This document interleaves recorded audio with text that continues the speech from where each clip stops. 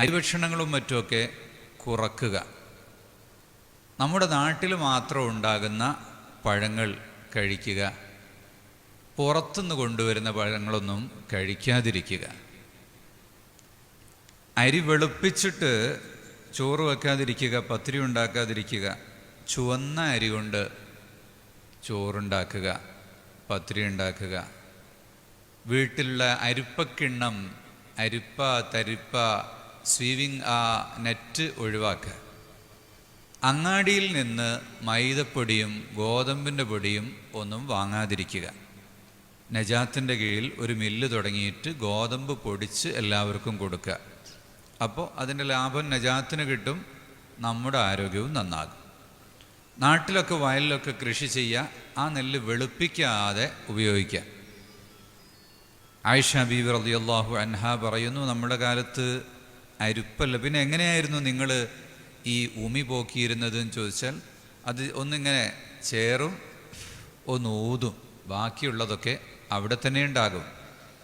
ഉമ്മുഹാനി ബീവി നല്ലൊരു മൈദപ്പൊടിയുടെ ചപ്പാത്തി ഉണ്ടാക്കി കൊടുത്തപ്പോൾ റസൂലുള്ളാഹി സ്വല്ലല്ലാഹു അലൈഹി വസല്ലം നിങ്ങൾ പറഞ്ഞു, നല്ല മിനുസമുണ്ടല്ലോ, എവിടെ നിന്നാണിത് കിട്ടിയത്, ഉഷാറായിട്ടുണ്ട് എന്നൊക്കെ പറഞ്ഞു. എന്നിട്ട് പറഞ്ഞു, ആ ഉമി എടുത്ത് ഇങ്ങോട്ട് തന്നെ ഇട്. ഉമി ഒഴിവാക്കിയിട്ടുള്ള സോഫ്റ്റായിട്ടുള്ള ഫുഡുകൾ അത് ആരോഗ്യത്തിന് കേടാണ്. ഹോർലിക്സ് കുടിക്കരുത്. കുടലിൽ പറ്റിപ്പിടിക്കുന്ന അങ്ങനത്തെ സാധനങ്ങളൊന്നും കഴിക്കരുത്.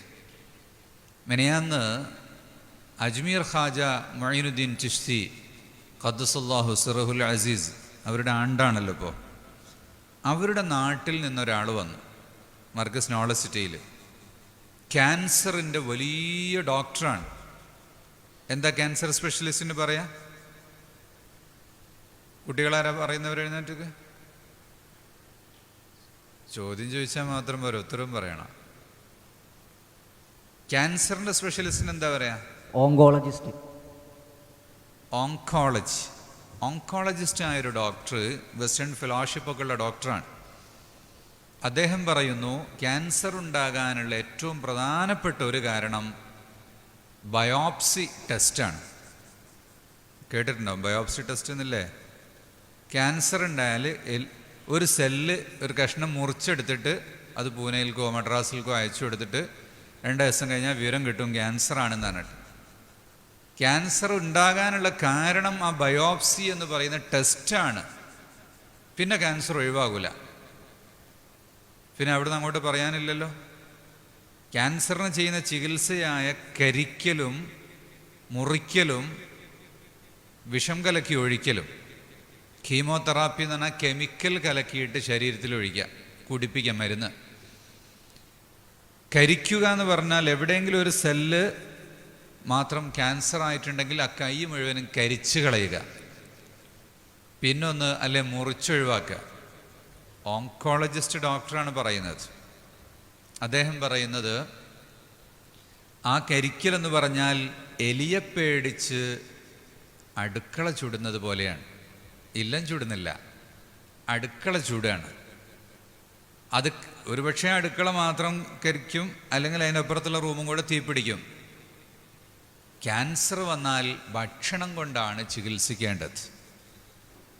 ക്യാൻസറിനെ ചികിത്സിക്കാനുള്ള രസവും സാമ്പാറും അതുപോലെയുള്ള പ്രത്യേക റെസിപ്പിയുള്ള സാധനങ്ങൾ, പ്രത്യേക തരത്തിലുള്ള കൂട്ടുള്ള സാധനങ്ങൾ. അദ്ദേഹം പറഞ്ഞൊരു കാര്യം, ഈ പച്ചത്തൊലിയും മഞ്ഞ ഉള്ളിൽ അല്ലെങ്കിൽ വെള്ള ഉള്ളിലുള്ള നമ്മുടെ വാഴപ്പഴം അല്ലെങ്കിൽ മാങ്ങ അതുപോലെയുള്ള പഴങ്ങൾ ഉച്ചൻ്റെ മുമ്പ് കഴിക്കണം. റുമ്മാന് അതുപോലെ ബിത്തീഖ് പോലുള്ള പഴങ്ങൾ ഉച്ചൻ്റെ ശേഷം കഴിക്കണം. റുമ്മാൻ വിത്തില്ലാത്ത റുമ്മാൻ വാങ്ങരുത്. വിത്തില്ലാത്ത റുമ്മാൻ ഇറങ്ങുന്നുണ്ട്, വിത്തുള്ള റുമ്മാൻ വാങ്ങണം, അത് മുഴുവനും കഴിക്കണം. രാത്രിയിൽ കഴിക്കേണ്ടത് കറുത്ത പഴങ്ങളാണ്. മുന്തിരി, ഞാവൽപ്പഴം, ബ്ലാക്ക്ബെറി പോലുള്ള സാധനങ്ങൾ. അതുപോലെ ഈ ഭക്ഷണത്തിൽ മനുഷ്യൻ ശ്രദ്ധിക്കലാണ് ഇതിൻ്റെയൊക്കെ പ്രധാനപ്പെട്ട കാര്യം. ആ കുട്ടി ചോദിച്ചത് അതാണ്, പ്രാതൽ കഴിക്കുന്നതിൻ്റെ പ്രാധാന്യം എല്ലാവരോടും പറയണം എന്നാണ്. ബാദിറൂ ബിൽ ഫുതൂർ, പ്രാതൽ നേരത്തെ കഴിക്കണം. മർകസ് നോളജ് സിറ്റിയിലെ ഹോസ്പിറ്റലിൽ കഷണ്ടിക്ക് ചികിത്സിക്കുമ്പോൾ അതിന് കൊടുക്കുന്ന ഏറ്റവും പ്രധാനപ്പെട്ട ഒരു മരുന്നാണ് 7:30 മണിക്ക് മുമ്പായിട്ട് പ്രാതൽ കഴിക്കണം എന്നത്. അത് കഴിക്കാത്തവരുടെ കഷണ്ടി മാറില്ല. കഷണ്ടി മാറും, അസൂയ മാറില്ല എന്നുള്ളത് കൊണ്ട് കഷണ്ടി മാറില്ല എന്ന് വിചാരിക്കേണ്ട. കഷണ്ടി ചികിത്സിച്ച് മർകസ് നോളജ് സിറ്റിയിൽ സുഖമാക്കിയിട്ടുണ്ട്. അപ്പം അതിനൊരു ആദ്യത്തെ ഒരു മരുന്ന് 7:30 മുമ്പ് പ്രാതൽ കഴിക്കണം എന്നാ. വയസ്സന്മാരോടൊക്കെ ചോദിച്ചു നോക്ക്, പഴയ കാലത്തൊക്കെ രാവിലെ തന്നെ അല്ലേ ഭക്ഷണം കഴിക്കൂലേ? ഫോറിൻ ലൈഫ് നമ്മുടെ ജീവിതത്തിലേക്ക് വന്നപ്പോൾ ഗൾഫ് പോയാൽ ഇതൊന്നും ഉണ്ടാവില്ല. അപ്പോൾ അത് തന്നെ നാട്ടിലും പതിവായി. പ്രാതൽ കഴിക്കേണ്ട, രാത്രി നല്ല ബിരിയാണിയും മന്തിയും ഒക്കെ ഉണ്ടാക്കി കഴിക്കും, എന്നിട്ട് അങ്ങനെ തന്നെ പോയി കിടന്നുറങ്ങും. പലരും രാത്രിയിൽ മരിച്ചു പോകാനുള്ള കാരണം തന്നെ ഈ രാത്രിയിൽ മത്തി കഴിച്ച് ഉറങ്ങുന്നതാണ് എന്ന് സൗദി അറേബ്യയിലെ കിങ് സൗദി യൂണിവേഴ്സിറ്റിയിലെ എമർജൻസിയുടെ പ്രൊഫസർ പറയുന്നത് ഞാൻ കേട്ടിട്ടുണ്ട്. രാത്രിയിൽ ഭക്ഷണം നിറച്ചും കഴിച്ചു പോയി കിടന്നാൽ ശരീരത്തിലുള്ള വെള്ളം ചിലപ്പോൾ വലിച്ചെടുക്കും. പ്രത്യേകിച്ച് മീന്, ഈത്തപ്പഴം പോലുള്ള ഡ്രൈ സ്വഭാവമുള്ള സാധനങ്ങൾ വെള്ളം വലിച്ചെടുക്കും.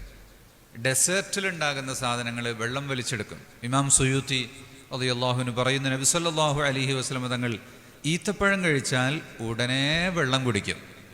അത് ഡെസേർട്ട് ഫുഡാണ്, മരുഭൂമിയിലുണ്ടാകുന്നതാണ്. അപ്പോൾ അത് വെള്ളം വലിച്ചെടുക്കുന്ന സാധനമാണ്. അപ്പോൾ വെള്ളം കുടിക്കണം. അതുപോലെ അസറ്റിക് സ്വഭാവമുള്ളത്, എരിവുള്ളത്, ഇങ്ങനെയുള്ള സാധനങ്ങളൊക്കെ കഴിച്ചാൽ ഉടനെ വെള്ളം കുടിക്കണം എന്ന് മെഡിസിനിൽ സുയൂത്തി ഇമാമിൻ്റെ കിതാബിൽ പറയുന്നുണ്ട്. അപ്പോൾ ഈ രാത്രിയിൽ ഇതൊക്കെ കഴിച്ചിട്ട് കിടന്നാൽ പിന്നെ എപ്പോഴാണ് വെള്ളം കുടിക്കുക? കിടന്നുറങ്ങൂലേ? അപ്പോൾ വെള്ളമൊക്കെ വലിഞ്ഞ് വറ്റിപ്പോകും, ചിലപ്പോൾ അങ്ങനെ തന്നെ ഫീസായി പോകും. കഴിയുന്നതും രാത്രിയിൽ ഭക്ഷണം കഴിക്കുന്നത് ഒഴിവാക്കുക, വളരെ കുറച്ച് മാത്രം കഴിക്കുക. കഴിച്ചാലും 1 മണിക്കൂർ കഴിഞ്ഞേ ഉറങ്ങാവൂ. ഇമാം ഷാഫി റളിയല്ലാഹു അൻഹു പഠിപ്പിച്ചു, സലാസുൻ മുഹ്ലികാത്തുൻ ദവാമു മുദാമത്തിൻ വദവാമു വത്ഇൻ വഇദ്ഖാലു ത്വആമി അലത്ത്വആമി. നിത്യമായി മരുന്ന് കുടിക്കുക. ഇപ്പോൾ ഈ നാട്ടിലുണ്ടാക്കിയിട്ടുള്ളൊരു സംഗതി, ഏത് വയസ്സന്മാരോട് ചോദിച്ചാലും അവർക്കൊക്കെ അറിയാവുന്ന ചില രോഗങ്ങളുണ്ട്. ഒരു രോഗത്തിൻ്റെ പേര് പറയ്ക്കാം. പ്രമേഹം, പിന്നെ പ്രഷർ, പിന്നെ ഇവിടെ പറയും കൊളസ്ട്രോള്, പിന്നെ പുതിയ കുറച്ചും കൂടി തുടങ്ങിയിട്ടുണ്ട് തൈറോയിഡ്, പിന്നെ യൂറിക് ആസിഡ്. ഇതൊക്കെ ഏത് 80 വയസ്സ് കഴിഞ്ഞ വയസ്സന്മാർക്കും അറിയാം. എൻ്റെ നാട്ടിലൊരു വയസ്സൻ ഉണ്ട്, കുഞ്ഞോദി ഹാജി, അള്ളാഹു അദ്ദേഹത്തിന് ആഫിയത്ത് കൊടുക്കട്ടെ. ഒരു ദിവസം നമുക്ക് മദ്രസക്ക് സ്ഥലമൊക്കെ തന്ന ആളാണ്.